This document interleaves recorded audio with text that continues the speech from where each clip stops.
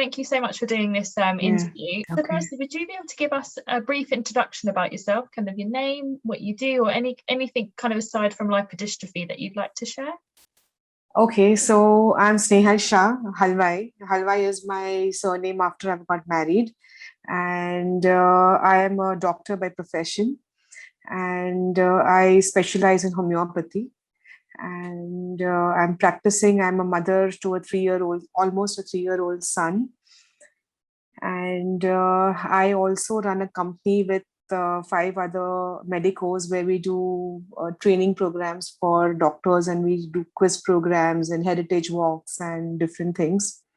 I like to write, I like to cook, I like to run marathons.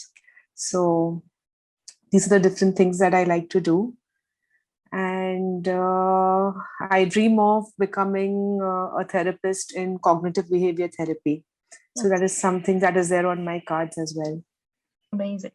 And can you tell us what type of lipodystrophy you have? I have familial partial lipodystrophy type 2, Dunning variety type 2. And I've inherited this condition from my mom. What do you feel the biggest impact is that lipodystrophy has had on you?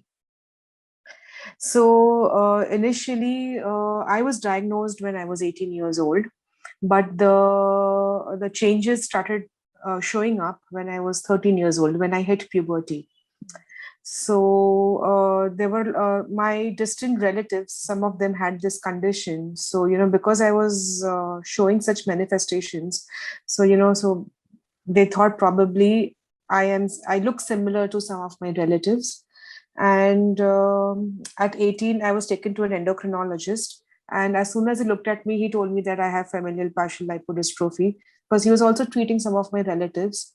However, when I was studying in medical college, I used to keep researching on the internet about lipodystrophy. And frankly, I was not very satisfied with the kind of treatment that I was given over here. And because a lot of trial and error was going on, and my health used to not be very good. Whenever I would be into a very stressful situation, I would always fall sick. I've been hospitalized multiple times. I've been operated a dozen times. I would keep getting recurrent infections. I had PCOD, and my sugars would never be under control. And no matter how much I ate, I would never feel satisfied. But as because of being a doctor, I was able to understand my disease better. And I came across an article which was published in NJEM about leptin therapy. And at that time, I was interning an MD physician, and he was friends with one of the doctors who was working with Dr. Abhimanyu Garg. So we found out more about the leptin therapy, and I wrote to Dr. Abhimanyu Garg, and I sent my samples from here. And we confirmed that I have lipodystrophy. And since 2008, I have been on leptin therapy. After starting leptin therapy, it has benefited me a lot, meaning, the recurrent infections that I had. So one thing that I used to keep getting was recurrent abscesses. So that completely stopped. My PCOD completely reversed. And I felt much better. I lost weight, and of course I had undergone cosmetic surgery. I'd undergone liposuction from my chin. I'd gone a rhinoplasty done, but the effects started looking much better after the cosmetic effects started looking much better after I had undergone. I started with leptin therapy, and I had a very deep-seated emotional setback during my teenage years in school and in high school, because I used to be teased a lot about, there was a lot of body shaming issues. So I have gone through a lot of inferiority complex, but the way I would cope up with it was, always work more hard and try to be very good at academics. And as I said, I was very interested in extracurricular activities. So I would try and focus my energies on trying to do something that I was good at. But 10 years of my life, I can say I have spent in misery, where I would always tell my mom that why did I ever take birth? And also I come from a family, which is a very sort of very traditional Indian family. So in our side of the family, it's always like, that, who would get married to me because of the way I look and because of the medical condition I have. And after I finished my graduation, so we would meet up boys in an arranged marriage setup. And, so I was rejected by many of them because of my condition. And until a point that I was like, I don't want to get married anymore. I'm enough for myself. And then I met my husband today. Like we met at an event, and he fell in love with me for who I was, and not because of my, like, not reject me for my condition or things like that. He understands my condition. Of course, he's a medical doctor, so that's an advantage. But yes, so as I said, there have been a lot of emotional ups and downs, and a lot of body shaming, which had a lot of inferiority complex, which I don't have anymore. Uh, but I had to grow up with that, and that was difficult. Yeah, I certainly feel that that's a very shared experience amongst many patients with lipodystrophy. I certainly had the exact same experiences, being teased in school and shamed about the shape of my legs and stuff. So yeah, it's definitely one of, for me personally as well, one of the things I struggled with the most, I would definitely say. It sounds like you're you already had kind of knowledge of lipodystrophy in the family. So could you talk a little bit about the diagnosis journey? No. So there was no knowledge of lipodystrophy in the family. So it the similarity was that they look similar, but there was no knowledge about the disease as such.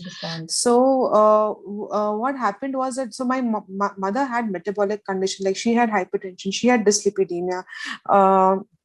She was not a diabetic. And when I was diagnosed, okay, fine, we look similar, but nobody had any idea about the disease.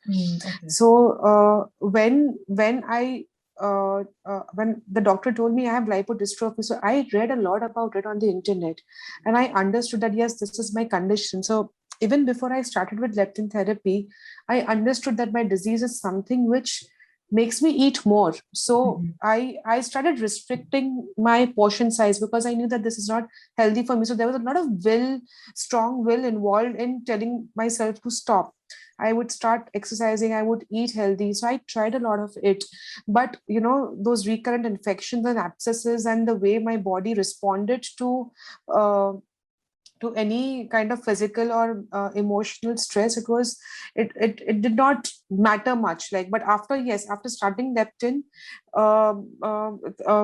I have never had an abscess. So but yes, things that did not improve, for example, my triglycerides have always been above the roof. And another aspect of my disease, I don't know whether it is because of partial fat loss, but I suffer from a very bad spine disease. I've already had a spine surgery in 2012. And even right now, just 10 days, 2 weeks back, again, I had aggravation of very severe cervical pain. I got my MRI done. I'm almost on the seat of undergoing another surgery. So there is multiple disc level prolapse. So I'm undergoing rehab for it right now.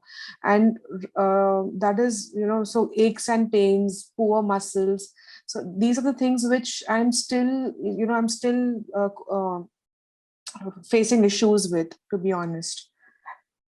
I know you briefly touched on it a little bit before, but what coping strategies would you say you use for the kind of multiple issues and conditions that kind of manifest from lipodystrophy?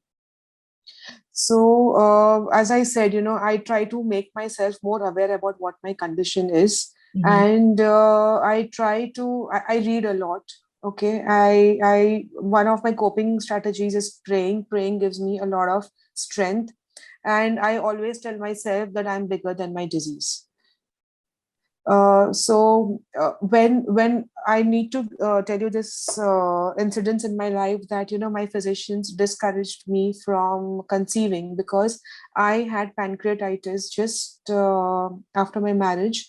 I had this aggravation of my spine issue at that time. I had taken intrasteroid shots, and my triglycerides were 4,500 odd, and I had pancreatitis. So my physician, who is also my mentor, strongly felt that, the way my health is, I will not be able to tolerate a lot of drugs. Pregnancy itself is something which can increase triglycerides. So he felt that I should not take that risk. But I was very keen on having a child, and Dr. Abhimanyu Garg gave me a lot of support. And he said that he's seen a lot of lipodystrophic patients who have done well through their pregnancy. So and then we decided to conceive. I had a very high risk pregnancy. The one of the doctors over here told me that I should get amniocentesis done, because what if my child inherits this condition? But me and my husband were of the opinion that what if my child inherits this condition? Will I abort the child? And we very clearly said no. We, whatever it is, like the way I am facing this disease confidently, and help is available. There is help, and with the advance in science and technology, things will improve.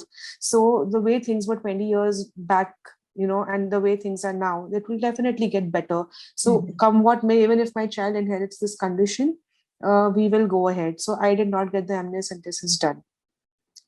When I did the newborn screening for my child, he was diagnosed with high methionine levels, and we found out that he has MAT mutation.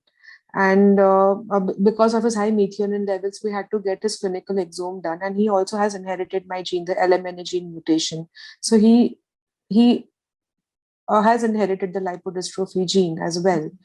All right. So what I feel that right now, lipodystrophy is not much of a challenge for me right now. Managing his methionine levels is a challenge. This was something which was completely unexpected. It is also a rare condition, and but is it something that it is impossible to face? No, it's not. So though the diseases are rare, I'm sure that there is help available. I'm sure there are resources that one can reach out to, and it will be you will be able to cope with it. And even as a doctor, I come across many people who are having, lipodystrophy or no lipodystrophy, are having challenges in their own way. So it is really upon us as to how we try to, make ourselves bigger than the disease. The disease has to lose. We have to win at the end of the day. Yeah, no, that's a great answer. And that's actually something that my boyfriend always tells me, is that, while I can sometimes feel very alone and different to everyone else, that actually, he may share in a slightly different form his own insecurities or feelings about things. And that's definitely something that I've really opened my eyes. While we all may struggle differently, we all have struggles. And I completely agree with you. What would you like others to know about you and lipodystrophy and living with lipodystrophy? So any kind of friends, family, colleagues that don't have the condition, what would you like them to know? So I would just like them that it's whatever type of lipodystrophy that you have, of course there are going to be a lot of challenges. Some days are going to be good, some days are not going to be that good. The only thing that one can do is take one day at a time, and do not succumb to saying that, I for example, I cannot say that my spine condition is because of my lipodystrophy. I have to work hard, I have to undergo rehab, I have to make my muscles strong. And diet plays a very, very major role. So eating healthy is very important, and it's not going to be always easy. There are going to be times where you are going to give into your cravings, and that's absolutely okay too. You are a human at the end of the day, and if you want to give in once in a while, there's no need to feel guilty about it. Reach out to friends, reach out to people who love you, reach out to people who support you, because we are going to need support system. It's not going to be always we're not going to be able to fight this battle alone. My mother has been, leptin worked for me. It did not really work for my mother. And currently, no matter what we do, her sugars are always 300 plus, 400 plus.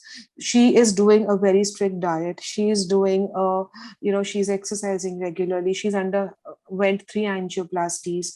And but so like I'm there for her. I'm like, I'm there that we cannot get discouraged if the sugars are high in spite of doing everything. We'll keep finding a solution. We'll keep finding what is best for you. So that support system becomes a very integral part of healing and, of facing this disease. Yeah, finding the right resources and finding a physician, who will really understand you. Because so before finding a right doctor, I have been to multiple doctors who diagnosed me as Cushing's. And I have told them that I am not Cushing's.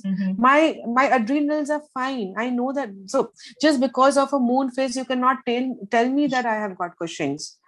So they're like, everything, they're like, no, this lab must be wrong, that lab must be wrong. And they've put me on steroids. And so if we know that, no, you keep looking for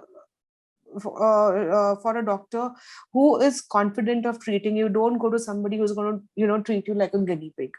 Yeah. And I travel across 7 oceans to go and meet Dr. Garg because I know that he knows my condition well. Yeah, I completely agree with that as well. You almost have to be your own advocate, don't you, to make sure that you're getting the right care. And thank you so much for sharing your story. But I don't know if there was anything else you'd like to kind of add. I would just like to say that, every individual has something that, that really makes them happy in form of a hobby, something that gives them joy.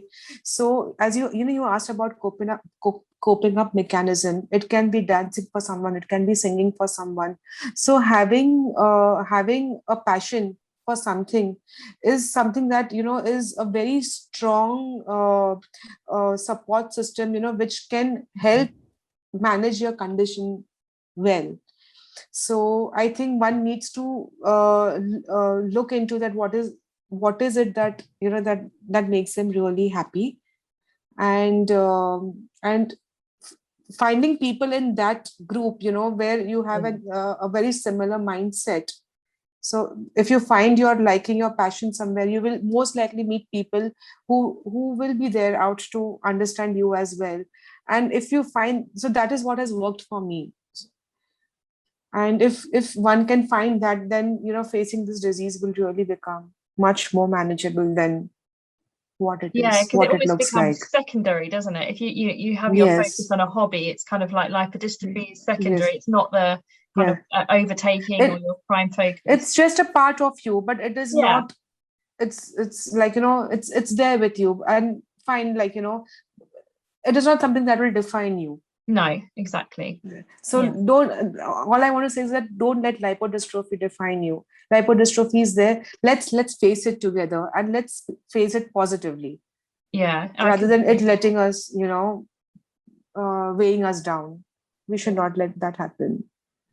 Yeah, completely. And I just hope that, leptin becomes more freely available to all the lipodystrophic patients. I mean, because it is a life changer. It benefits. Thank you so much. I've really found this talk with you really uplifting. Thank you so much. Just even personally, you've made me feel so much more positive just talking to you. I'm generally can be quite positive, but I have moments at the moment where I go quite up and down. Me too. We all go through that. But as I said, like, let's take one day at a time. Yeah. Thank you. I'm definitely going away from this with a smile. It was nice talking to you, Becky. Yeah, you too. Take care.